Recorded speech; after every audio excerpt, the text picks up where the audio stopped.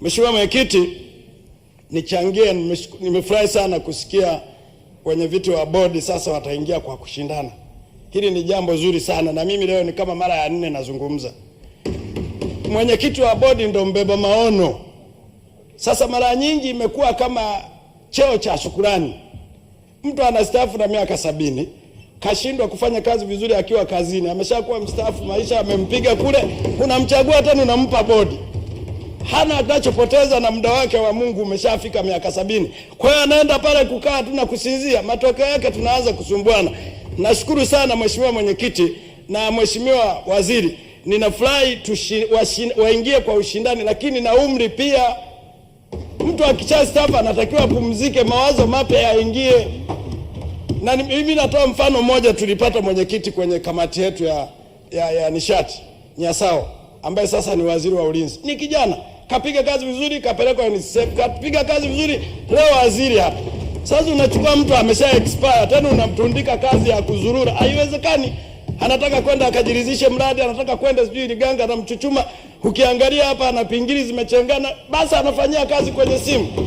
Mimi nadhani hili wazo ni zuri kabisa Mheshimiwa Waziri, kwamba ipatikane hiyo kazi kwa ushindani, lakini pia na umri uweko, kwamba tunashindana na watu wa design gani.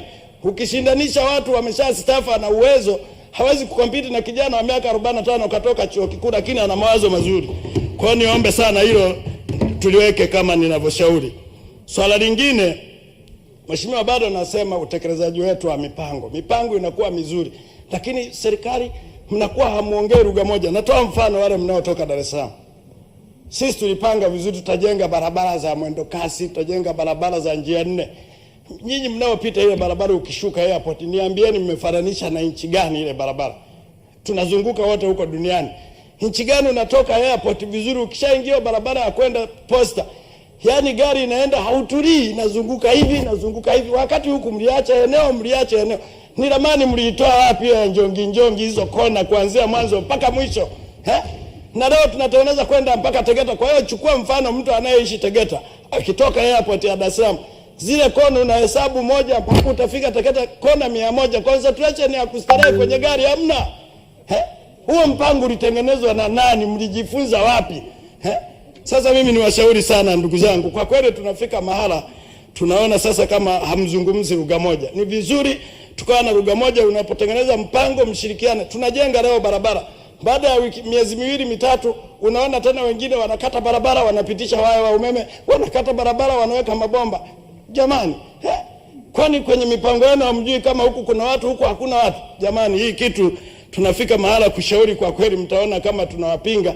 Lakini ndugu zangu, nyinyi hasa mlio bahatika, mainjinia na wasomi tuliowaamini kwenye mawizara, tengenezeni mpango wa pamoja, mshirikiane. Mnapotengeneza kila mtu alete hitaji lake mnapotaka kutengeneza kitu kimoja. Lakini sio tunatupa hela leo, baada ya wiki moja tunakuta girenda zinalia, tunapitisha bomba la maji kupeleka kulia.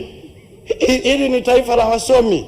Sisi tunawaamini, tengenezeni vitu vya kisomi, msitengeneze vitu vya bla bla.